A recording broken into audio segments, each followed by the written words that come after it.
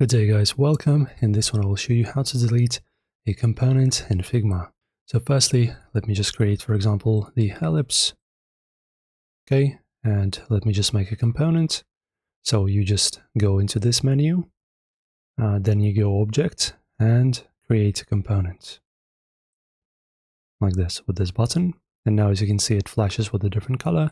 Now it's a component, and guys, components, they pretty much serve like objects. It's just a state of a certain object. So as you can see, if we look at the left where we have our layers, so our component is our layer. So if you want to delete it, you'll have to delete the layer, right? So you just click on it and delete. Also guys, another way of doing this is you can just undo the action.